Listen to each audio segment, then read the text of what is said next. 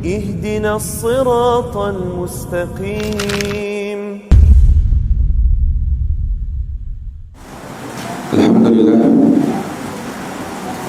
Alhamdulillahi Rabbil Alamin. Wabihi nasta'inu ala umuri dunya waddin. Asyhadu an la ilaha illallah wahdahu la syarika lah, ilahul awwalina wal akhirin. Wa asyhadu anna Muhammadan abduhu wa rasuluhu shadiqul amin. Sallallahu alaihi wa ala alihi wa sahbihi wa man tabi'ahum bi ihsanin ila yaumiddin wa sallama tasliman katsira. Allahumma la ilma lana illa ma 'allamtana innaka antal alimul hakim. Allahumma 'allimna ma yanfa'una wanfa'na bima 'allamtana wa zidna ilman ya karim. Allahumma la sahla illa ma ja'altahu sahla wa anta taj'alul hazana idza syi'ta sahla. Rabbi shrah li sadri wa yassir li amri wa hlul 'uqdatam min lisani yafqahu qawli. Amma ba'd.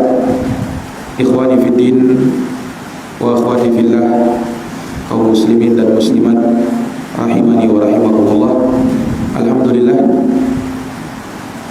puja dan puji syukur kita panjatkan kehadirat Allah Subhanahu wa taala Rabbul Alamin, yang berkat rahmatnya kita dapat berkumpul di tempat yang mulia ini dalam rangka untuk bertafakuh di dalam agamanya. Semoga kita mendapatkan kemuliaan hadits Nabi sallallahu alaihi wasallam, "May yuridillahu bihi khairan yufaqihu fid din." Barang siapa yang Allah inginkan padanya kebaikan, maka dia akan diberikan pemahaman dalam urusan agama. Ya, ikhwani fid din, a'azani Allah wa iyyakum. Pada malam hari ini kembali kita akan melanjutkan pembahasan dari kitab Syarhus Sunnah lil Imam Al-Barbahari rahimahullahu ta'ala. Di pertemuan yang lalu kita telah menjelaskan tentang fitnah Dajjal. Dari akidah Ahli Sunnah wal Jamaah mengimani bahwa Dajjal nanti akan keluar di akhir zaman sebagai pertanda bahwa kiamat sudah hampir tiba. Maka keluarnya Dajjal merupakan alamatul kubra, tanda besar dari tanda kiamat akan segera tiba. Iya. Kemudian di sini Imam Al-Barbahari kembali menyebutkan akidahnya. Kata beliau, wal imanu binuzuli Isa ibni Maryam alaihi salam yanzilu fayaqtulu Dajjal wa yatazawwaju wa yusalli khalfal qa'im min ali Muhammadin sallallahu alaihi wasallam fayamutu wa yadfinuhul muslimun. Ya, kata beliau, dan beriman tentang turunnya Nabi Isa putra Maryam alaihi salam. Beliau akan turun dan akan membunuh Dajjal. Ya, setelahnya beliau akan menikah dan beliau juga sholat di belakang pemimpin kaum muslimin dari kalangan keluarga Nabi Muhammad sallallahu alaihi wasallam, dan beliau pun akan meninggal dunia serta dikuburkan oleh kaum muslimin.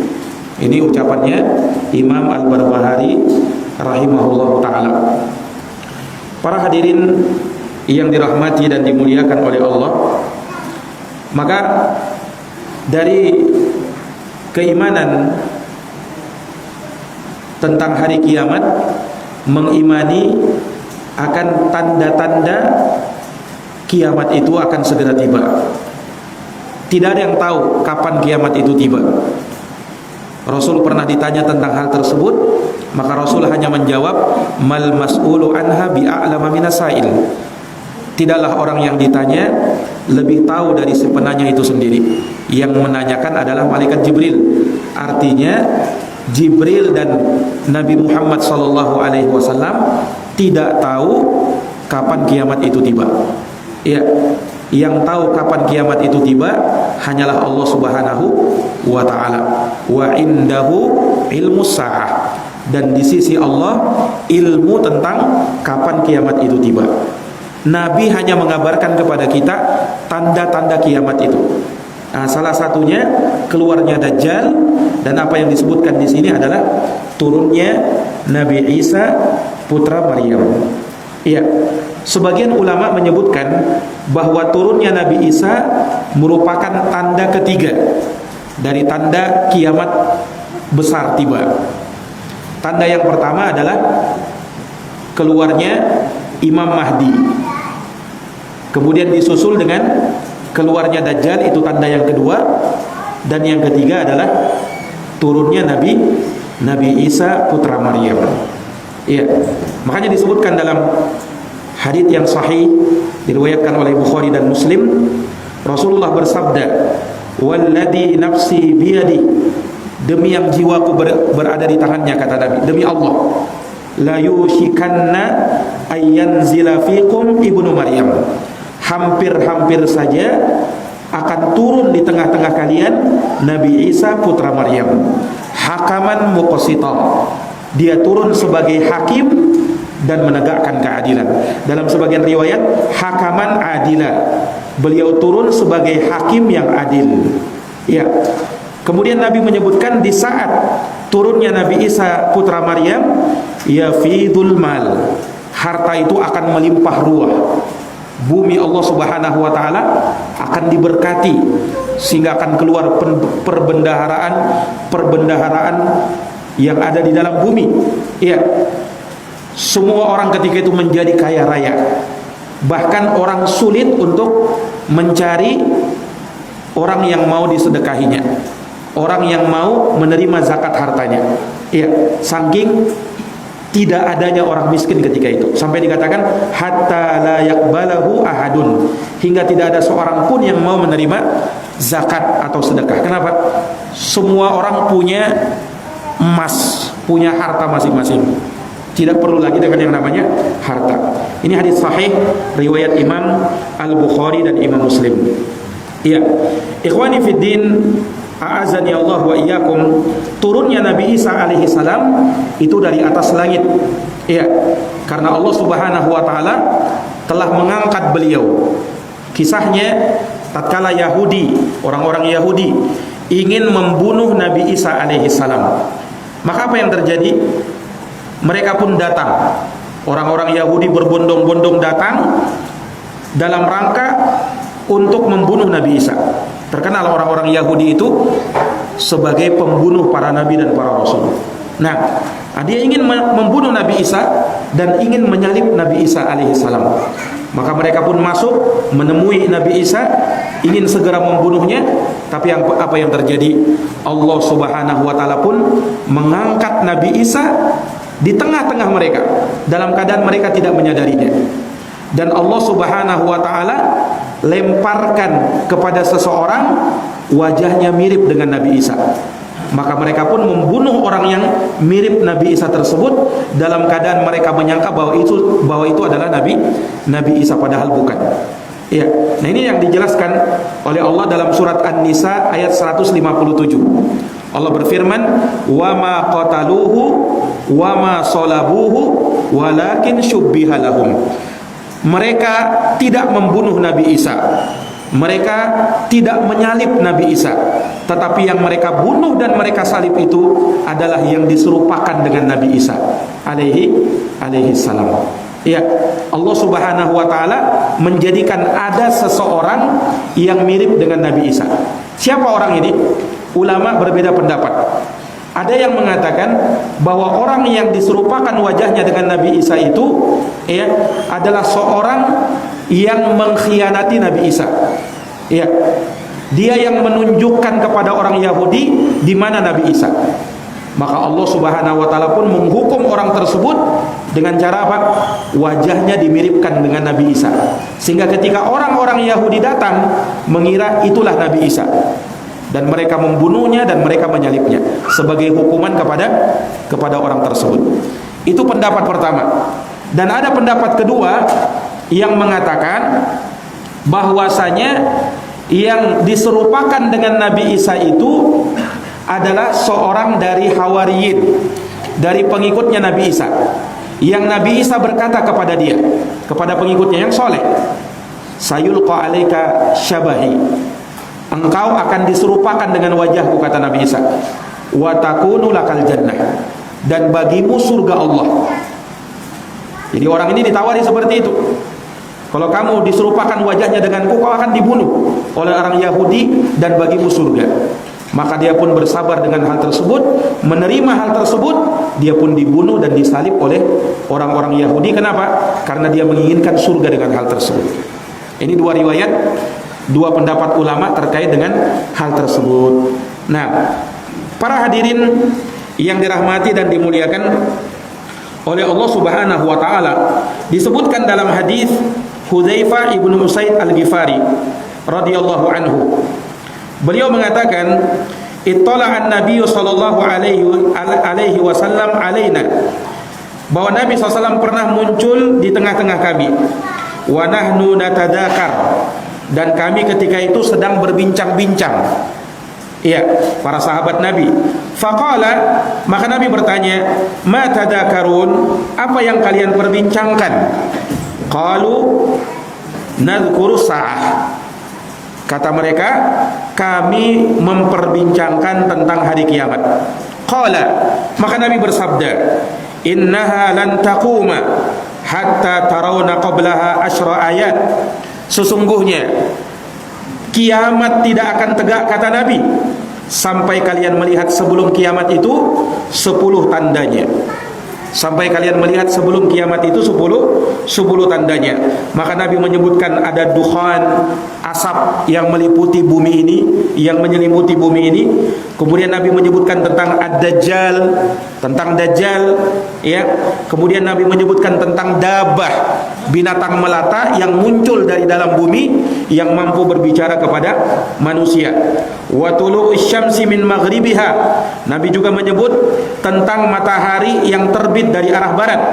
Wa nuzulu Isa ibn Maryam, dan juga disebutkan dari tanda kiamat adalah turunnya Nabi Isa putra Maryam. Hadis ini sahih, diriwayatkan oleh Imam Muslim.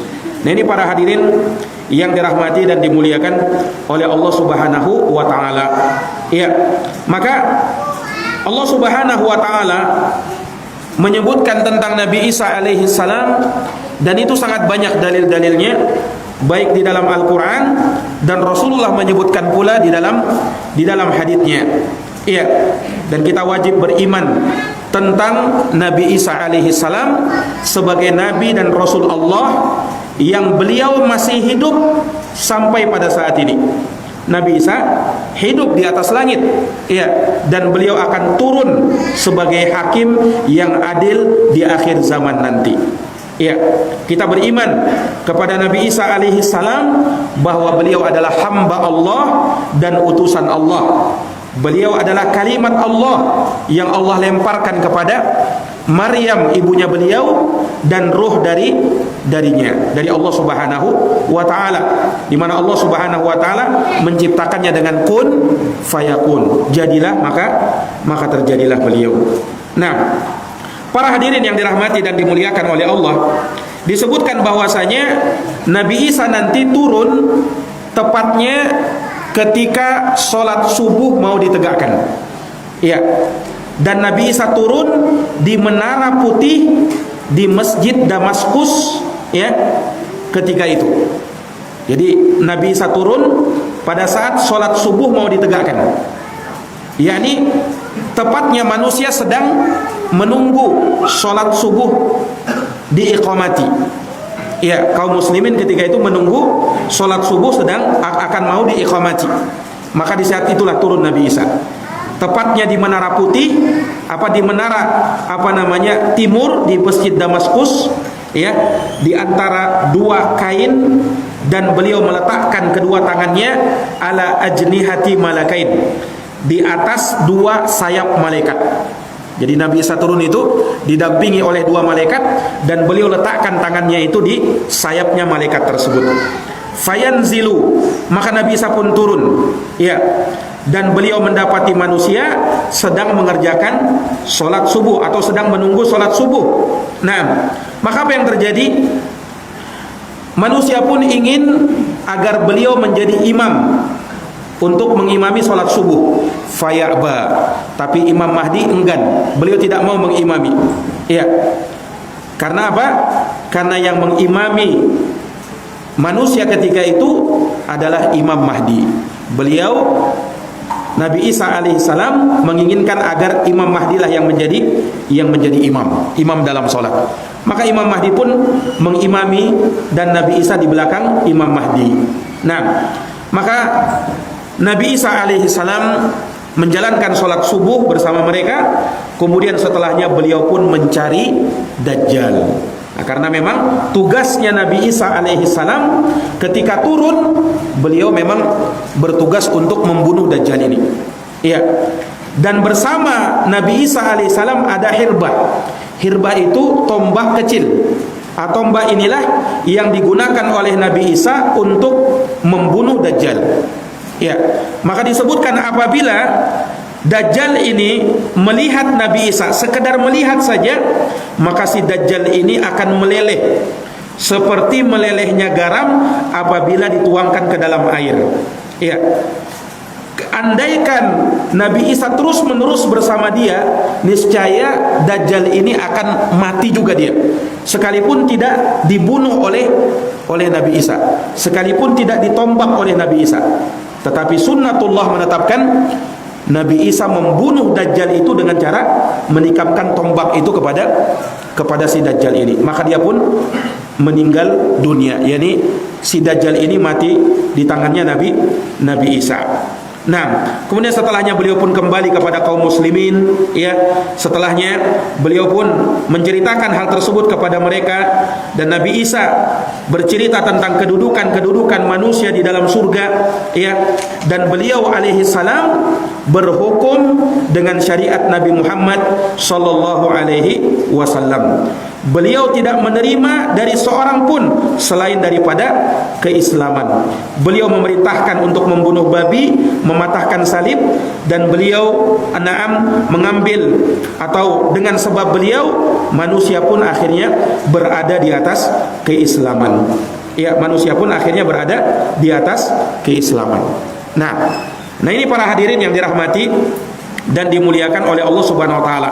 Ya, terkait dengan Nabi Isa membunuh Dajjal, riwayat yang menyebutkan hal tersebut sangat banyak. Ya, di antaranya dalam hadis An-Nawas ibnu Sim'an radhiyallahu taala anhu, bahwa ketika Nabi SAW menyebutkan tentang Dajjal yang sudah kita ceritakan kemarin, bahwa Dajjal ini berjalan sangat cepat. Bayangkan, dia bisa menjelajahi dunia ini semuanya. Tidak ada satupun tempat kecuali Dajjal masuk ke situ, kecuali Makkah dan Madinah. Iya, yang di situ ada malaikat yang menghunuskan pedangnya. Nah, saking cepatnya Dajjal ini, Nabi menggambarkan kal ghaithi istadrabat hurri. Dajjal itu berjalan seperti hujan yang dibawa oleh angin, sangat cepat sekali. Nah, Dajjal ini diberikan oleh Allah Subhanahu wa taala kekuasaan di mana dia mampu menurunkan hujan. Dia mampu menumbuhkan tumbuh-tumbuhan.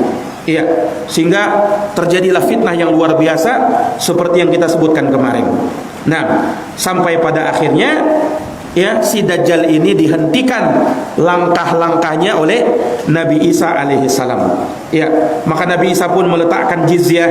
Nah, kemudian setelah itu, ya, Nabi Isa alaihi salatu wassalam, ya, memberikan kepada manusia, ya, syariat dengan apa yang diutus dengannya Rasulullah sallallahu alaihi wasallam. Ya, para hadirin yang dirahmati dan dimuliakan oleh Allah. Nah, inilah yang sebenarnya ditunggu-tunggu oleh kaum muslimin pada saat itu. Karena apa? Manusia sudah terlalu lelah dengan ulah pola si Dajjal ini. Bayangkan betapa banyak manusia yang kafir ketika itu, dan betapa banyak orang-orang yang menjadi pengikut Dajjal. Iya, telah kita sebutkan kemarin bahwa pengikut Dajjal itu dari kalangan Yahudi, kemudian dari kalangan wanita kebanyakannya, kemudian dari kalangan Khawarij. Itu para pengikut Dajjal itu. Nah, ini para hadirin yang dirahmati oleh Allah. Dajjal itu disebutkan dia ketika keluar ya melewati reruntuhan bangunan. Kemudian si Dajjal ini berkata, "Ukhruji kunuzaha, ukhruji kunuzaki." Keluarkanlah segala perbendaharaan, kata si Dajjal. Maka apa yang terjadi? Keluarlah perbendaharaan tersebut, kemudian langsung mengikuti Dajjal. Bayangkan, Dajjal ini ya dia punya ilmu semacam itu. Tentu ini adalah cobaan dari Allah Subhanahu wa taala untuk menguji keimanan manusia ketika itu. Nah, ya sampai Allah Subhanahu wa taala pun menampakkan kebatilan si Dajjal ini ya dengan turunnya Nabi Isa alaihi salam di Menara Putih yang tadi kita sebutkan. Nabi Isa alaihi salam disebutkan oleh Nabi SAW dalam hadis ya, Nabi Isa itu ketika dia turun ya, itu sangat indah pemandangan pada beliau. Disebutkan bahwa beliau itu kalau menundukkan kepalanya ya seakan-akan ada air yang jatuh dari wajah beliau. Nah, kemudian kalau beliau mengangkat kepalanya itu seakan-akan ada butiran-butiran permata yang keluar, sehingga terlihat dari wajah Nabi Isa pemandangan yang sangat menakjubkan. Orang-orang yang beriman sangat senang melihat Nabi Isa. Sementara orang-orang kafir tidaklah dia mendapati nafasnya Nabi Isa, nafasnya saja, kecuali dia pasti akan mati. Ya, padahal nafasnya Nabi Isa itu sejauh mata memandang. Itu nafasnya Nabi Isa. Jadi Nabi Isa kalau misalnya menoleh ke suatu tempat, ada orang kafir di situ langsung mati. Kenapa? Sekedar mencium nafasnya Nabi Isa alaihissalam. Subhanallah. Ini para hadirin yang dirahmati dan dimuliakan oleh Allah Subhanahu wa taala. Nah, manusia seperti itu, orang kafir seperti itu. Dajjal walaupun dia tidak langsung mati ya ketika melihat Nabi Isa, tapi dia meleleh. Sudah mau mati, hampir mati. Andaikan dibiarkan, dia akan mati sendiri. Dajjal itu. Tetapi Allah perintahkan Nabi Isa untuk membunuhnya dengan tombaknya itu. Ya, membunuh si Dajjal ini dengan tombak itu. Maka si Dajjal dibunuh oleh Nabi Isa, didapati oleh Nabi Isa di sebuah bab pintu yang namanya Babul Lut, yaitu pintu Lut. Disitulah Nabi Isa membunuh si Dajjal ini. Dan hadits yang menjelaskan hal tersebut adalah hadits yang sahih riwayat Imam Muslim. Hadits yang sahih riwayat Imam Muslim. Nah, ini para hadirin yang dirahmati oleh Allah. Setelah si Dajjal ini terbunuh, nah, maka selesai masalahnya sudah si Dajjal ini. Ya, the end dia sudah selesai. Tetapi muncul fitnah yang baru. Apa itu? Tanda kiamat yang keempat. Apa itu? Keluarnya Ya'juj dan Ma'juj. Nah, kalau urutannya seperti itu. Jadi Imam Mahdi dulu keluar, kemudian Dajjal muncul, turun Nabi Isa. Tidak lama setelah Nabi Isa membunuh si Dajjal, keluarlah Ya'juj dan Ma'juj ini. Nah, ini para hadirin yang dirahmati dan dimuliakan oleh Allah Subhanahu wa taala. Di sini Imam Al-Barbahari tidak menyebut tentang Ya'juj dan Ma'juj. Nah, maka kita tidak akan bercerita tentang Ya'juj dan Ma'juj ini kecuali apa yang beliau sebutkan di sini nanti. Nah, ikhwani fid din, a'azani Allah wa iyyakum. Di sini Syekh mengatakan bahwa Nabi Isa alaihi salam akan menikah juga ketika turun. Tetapi riwayat yang menyebutkan bahwa Nabi Isa akan menikah, ini riwayatnya tidak sahih. Ada riwayat-riwayat, bahkan riwayatnya palsu, ya. Ada seorang rawi pendusta, sehingga tidak bisa ditetapkan bahwa Nabi Isa akan menikah. Wallahu alam, ya, tentang keberadaan beliau nantinya setelah itu, ya. Yang jelas riwayat bahwa beliau akan menikah itu tidak sahih, ya, dari Nabi sallallahu alaihi wasallam.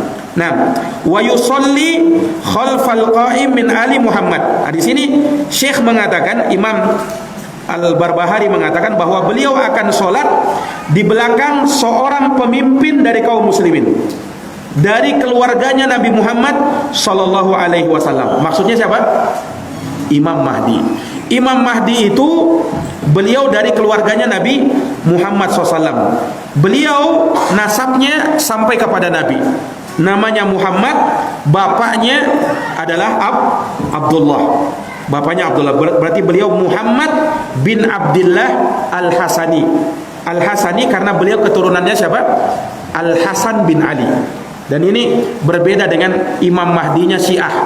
Kalau Imam Mahdinya Syiah, mereka mengklaim bahwa Imam Mahdinya itu dari keturunan Husain. Ya, ini tidak benar. Yang sahih bahwasanya Nabi Isa Imam Mahdi itu dari keturunannya Al-Hasan bin Ali. Ya, dan ini sebagai keutamaan dari Al-Hasan bin Ali, bukan artinya Husain tidak utama. Ya, Hasan dan Husain dua cucu Nabi yang disebutkan oleh Nabi sebagai pemuda penghuni surga. Tetapi dari Al-Hasan dan Al-Husain yang paling utama Al-Hasan. Kemudian baru setelahnya Al-Husain. Nah, dua cucu Nabi SAW dikabarkan sebagai pimpinan pemuda penghuni surga. Ya. Al-Hasan lebih utama daripada Al-Husain sebab beliau ini pernah tanazal. Beliau pernah tanazul, ya, tatkala diberikan oleh Ali bin Abi Thalib, bapak beliau, tampuk kekuasaan. Ali bin Abi Thalib kan meninggal dunia, dibunuh siapa? Ibnu Muljam Al-Khariji. Ya. Dia yang menikam sahabat Ali bin Abi Thalib. Nah, kemudian ketika Ali meninggal dunia, ya, maka dia pun menyerahkan tampuk kekuasaan kepada anaknya Al-Hasan bin Ali. Nah, ketika itu kan terjadi perselisihan, ya, antara Ali dengan sahabat Muawiyah bin Abi Sufyan. Ketika Al-Hasan bin Ali memegang tampuk kekuasaan, kemudian menerima nasihat dari sahabat Abu Bakrah Nufai ibn al-Harith, untuk beliau mengalah dalam hal tersebut, ya, karena Nabi menyebutkan bahwasanya inna hada bani sayyidun la sayyidun, sesungguhnya cucuku ini adalah pimpinan, kelak dia akan mendamaikan dua pasukan besar kaum muslimin yang sedang berperang. Maka mendengarkan hadis itu, Al-Hasan bin Ali beliau langsung turun, kemudian menyerahkan tampuk kekuasaan kepada Muawiyah bin Abi Sufyan. Dan di tahun itu dikenal dengan Amul Jamaah, tahun persatuan. Tidak ada lagi perselisihan antara kaum muslimin tatkala itu. Nah, karena Al-Hasan bin Ali ini berjasa dalam hal tersebut, ulama menyebutkan beliau pun mendapatkan kemuliaan, ya, bahwa Al-Mahdi, Imam Mahdi nanti, ya, berasal dari keturunan beliau, Muhammad bin Abdullah Al-Hasani, Imam Mahdi Al-Muntadhar yang ditunggu-tunggu kehadirannya. Nah, para hadirin yang dirahmati dan dimuliakan oleh Allah Subhanahu wa taala, ya. Maka para ulama menyebutkan terkait dengan Imam Mahdi, ya, bersama Nabi Isa alaihissalam, yang ketika itu bersama-sama kaum muslimin, ya, memerangi Dajjal dan pasukan Dajjal. Jadi Dajjal kan bukan sendirian saja dia, ada pasukannya dari kalangan Yahudi. Nah, ada pasukannya, ya, yang beriman kepada si Dajjal ini. Ya, maka kaum muslimin mereka tidak bisa membunuh Dajjal, yang bisa membunuhnya cuma Nabi Isa. Nah, mereka hanya memerangi pengikutnya Dajjal. Ya, pengikut Dajjal diperangi oleh kaum muslimin dan Imam Mahdi. Kalau Dajjal urusannya Nabi Isa alaihi salam. Nah, ini para hadirin yang dirahmati dan dimuliakan oleh Allah Subhanahu wa taala. Ya. Nah, maka setelahnya kata beliau, wa yamutu wa yudfinuhul muslimun. Nabi Isa pun tinggal di muka bumi ini, ya, sampai pada akhirnya beliau meninggal dan dikuburkan oleh kaum muslimin. Ya, dikuburkan oleh kaum muslim. Disebutkan dalam hadits Abu Hurairah radhiyallahu anhu, Nabi sallallahu alaihi wasallam bersabda, "Inna Isa nazilun." Sesungguhnya Nabi Isa itu akan turun, kata beliau. Kata Nabi SAW, fa idza ra'aitumuhu fa'rifuhu. Kalau kalian melihat Nabi Isa, maka kenalilah dia. Inilah Nabi Isa itu. Nah, maka Nabi pun menyebutkan ciri-ciri Nabi Isa. Kata beliau, rajulun marbu'un. Nabi Isa itu seorang laki-laki marbu'. Marbu' itu beliau tidak terlalu tinggi, tidak juga pendek. Artinya apa? Sedang. Tidak terlalu jangkung, tidak juga cebol, tapi sedangan. Itu Nabi Isa alaihi salam. Kemudian ilal humrati wal bayad. warna kulitnya itu putih kemerahan. Ini Nabi Isa alaihi salam. Alaihi thauban mumarrisan. Ketika beliau turun, padanya ada dua pakaian yang berwarna merah. Nah, beliau alaihi salam ketika turun itu akan meletakkan jizyah. Tidak ada lagi yang namanya jizyah. Maksudnya apa? Jizyah itu upeti yang diambil dari orang kafir. Nah kan yang diperintahkan ya oleh Allah Subhanahu wa taala itu tawaran kepada orang kafir untuk masuk Islam. Kalau tidak mau bayar upeti. Tidak mau juga diperangi. Nah, Nabi Isa menghapuskan upeti. Yang ada cuma dua. Masuk Islam, kalau tidak mau diperangi. Itu misinya Nabi Isa alaihi salam ketika itu. Nah, maka para hadirin yang dirahmati dan dimuliakan oleh Allah Subhanahu wa taala, beliau pun menyeru manusia kepada Islam. Sehingga banyak dari ya orang-orang manusia ketika itu bahkan dari kalangan Nasara masuk ke dalam Islam. Baru di situ mereka yakin akan kebenaran Islam. Nah, dan ini sebagaimana ya yang disebutkan oleh Allah Subhanahu wa taala di dalam Al-Qur'an. Allah berfirman di surat An-Nisa ayat 159, "Wa im min ahlil kitabi illa la yu'minanna bihi qabla mautih." Kata Allah dalam surat An-Nisa 159, dan tidak ada seorang pun dari ahli kitab kecuali akan beriman kepada Nabi Isa sebelum beliau meninggal. Menunjukkan bahwa banyak juga nanti dari kalangan Yahudi dan Nasara masuk Islam. Ya, beriman kepada Nabi Isa alaihi salam. Ini para hadirin yang dirahmati dan dimuliakan oleh Allah Subhanahu wa taala. Nah, pada saat itulah terjadi keamanan, kedamaian, ketentraman di dalam hidup manusia. Ketika Nabi Isa turun dan selesai membunuh Dajjal sebelum keluarnya Ya'juj dan Ma'juj. Ya, terjadi keamanan yang merata di seluruh penjuru dunia. Bayangkan, ya, saking amannya ada anak-anak kecil bermain-main dengan ular berbisa, orang tuanya tidak khawatir anaknya akan digigit ular itu. Saking amannya dan tidak ada kekhawatiran. Ya, sampai itu dirasakan oleh hewan-hewan. Nah, disebutkan bahwa serigala bermain-main dengan kambing. Padahal harusnya serigala memangsa kambing. Ini tidak ada. Ya. Onta bermain-main dengan singa. Ya, disebutkan seperti itu. Saking tidak ada lagi yang namanya apa?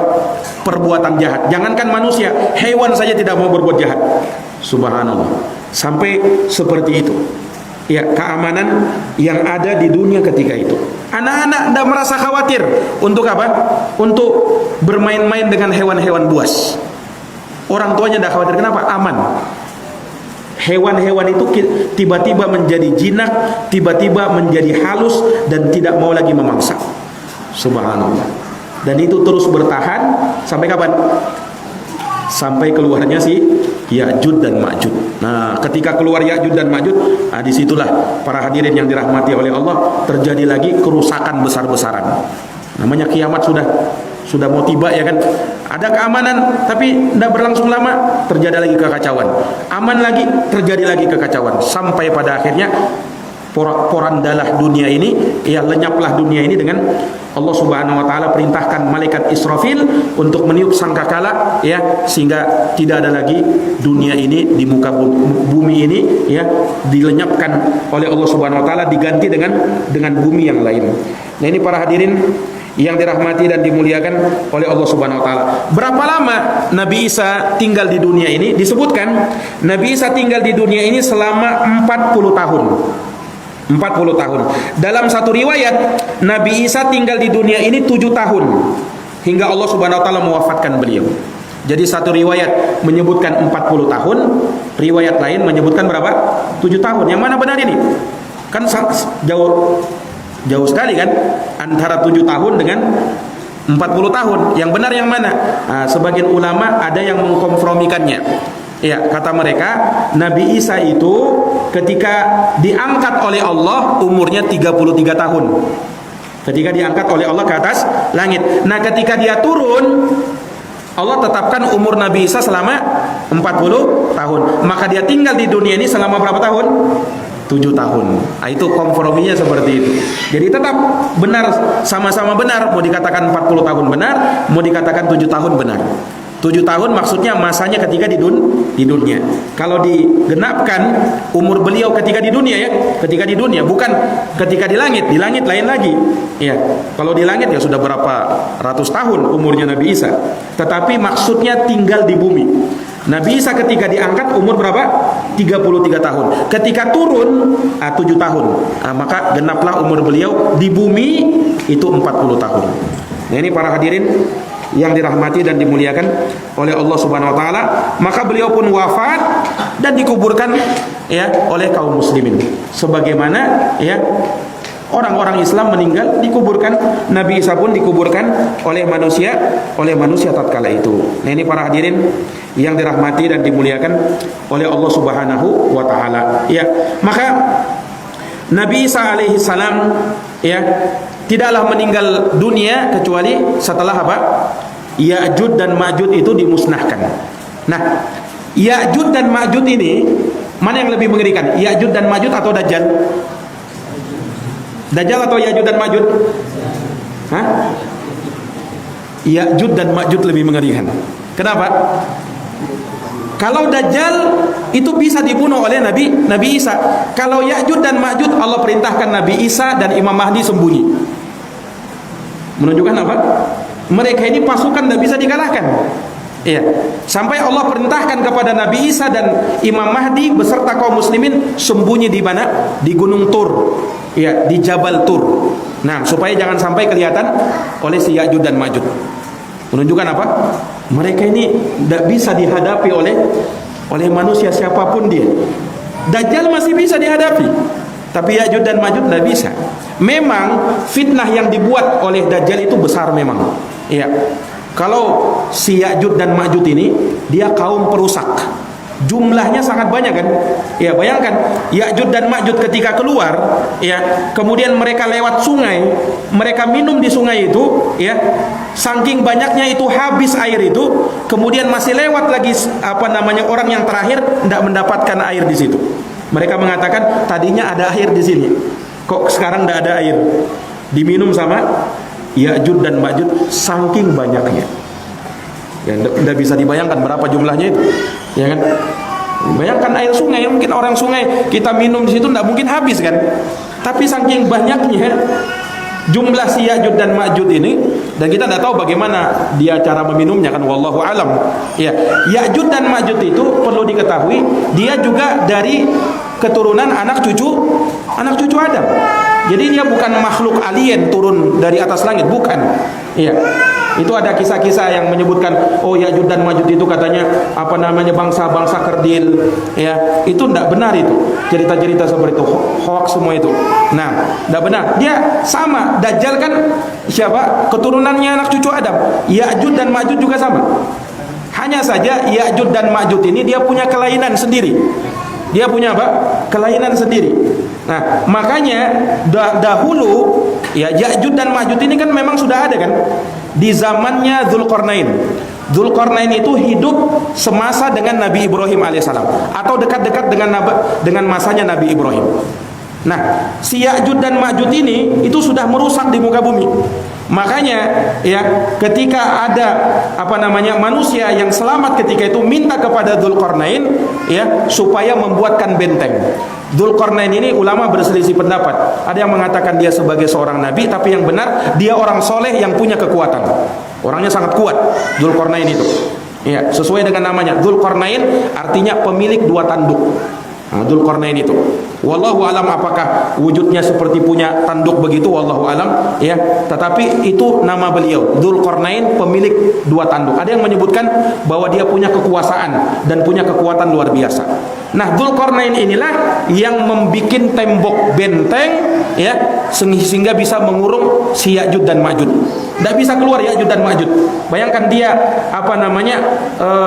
benteng yang dibikin oleh Dzulqarnain ini itu sangat kuat, terbuat dari besi dan timah, cairan timah, kemudian ditumpahkan dalam bentuk yang sangat besar sehingga membuat benteng, mereka tidak bisa keluar darinya. Nah, dan Nabi menyebutkan bahwa setiap harinya Ya'juj dan Ma'juj itu berusaha membolongi benteng itu. Sampai pada saat itu dan sampai pada saat ini. Sampai suatu hari Nabi SAW pernah tersentak bangun. Kemudian beliau mengatakan, La ilaha illallah, tidak ada yang berhak disembah kecuali Allah. Wailun lil Arab, celakalah bangsa Arab terhadap bencana yang hampir dekat menimpa mereka.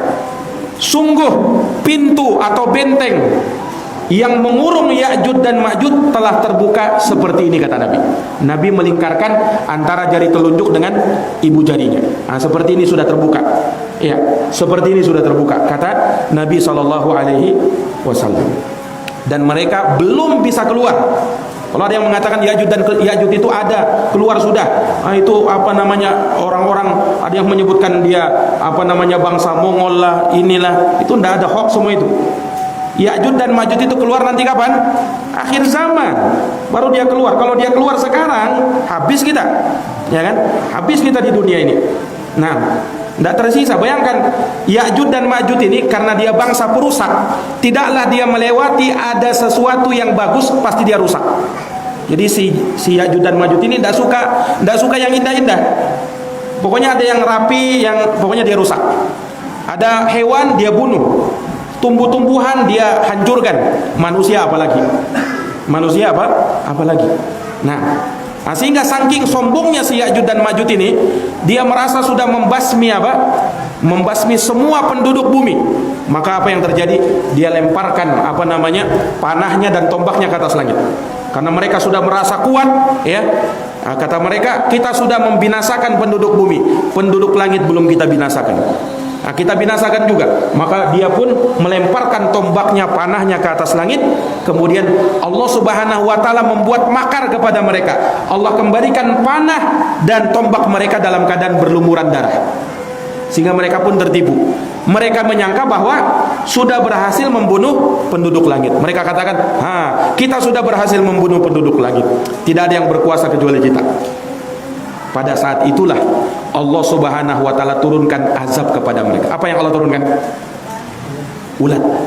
Iya, ulat atau kutu yang ada di leher-leher mereka. Iya, subhanallah. Ini untuk menghinakan mereka. Ulama mengatakan Allah cuma turunkan ulat. Allah tidak turunkan kingkong besar untuk menghancurkan mereka, enggak. Kenapa? Ya, untuk menghancurkan Ya'juj dan Ma'juj ini terlalu ringan bagi Allah. Jadi tidak perlu itu, cuman cukup ulat saja. Ulat Allah turunkan di leher mereka, habis mereka dimakan. Kemudian tidaklah waktu pagi tiba kecuali mayat mereka sudah bergelimpangan. Nah, kisah Ya'juj dan Ma'juj ini sebenarnya cukup panjang, ya. Tetapi Syekh tidak menyebutkan di sini. Nah, kita tidak akan ceritakan lebih jauh tentang Ya'juj dan Ma'juj. Nah, para hadirin yang dirahmati dan dimuliakan oleh Allah Subhanahu wa taala, jadi pada intinya ya terkait dengan akidah yang disebutkan di sini oleh Imam Al-Barbahari tentang turunnya siapa? Nabi Isa putra Maryam alaihi salam. Beliau turun dalam keadaan akan membunuh Dajjal, ya, dan berhukum dengan syariat Nabi Muhammad sallallahu alaihi wasallam. Para hadirin yang dirahmati dan dimuliakan oleh Allah, demikian mungkin yang bisa kami paparkan pada kajian kita ini. Naam, wallahu taala alam bisawab. Baik. Dan ini kajian kita yang terakhir insyaallah taala, karena kami mau safar dan seperti yang diumumkan kemarin, alhamdulillah ya, kita kedatangan Ustadz dari Jakarta, Ustadz Sofyan Khalid Nurai LC hafizahullah taala. Kayaknya sudah datang ya beliau ya. Sudah datang ya kan? Nah, maka kalau tidak salah besok subuh mengisi di mana? Di BI ya, mengisi di BI. Nah, ya, maka kita hadiri majelis beliau ya, dan semoga dengan kedatangan beliau bisa mencerahkan ya masyarakat di Kabupaten Berau, kaum muslimin terutama, naam, dan khususnya bagi kalangan ahlus sunnati wal jamaah. Naam, semoga membawa kebaikan dan keberkahan insyaallah taala. Ikuti majelis-majelis beliau. Naam, semoga kita mendapatkan kebaikan dan ilmu yang banyak insyaallah taala. Nah, Demikian, jazakumullah khairan katsiran atas perhatiannya. Mohon maaf atas segala kekurangannya. Subhanakallahumma wa bihamdika asyhadu an la ilaha illa anta astaghfiruka wa atubu ilaik. Wassalamualaikum warahmatullahi wabarakatuh.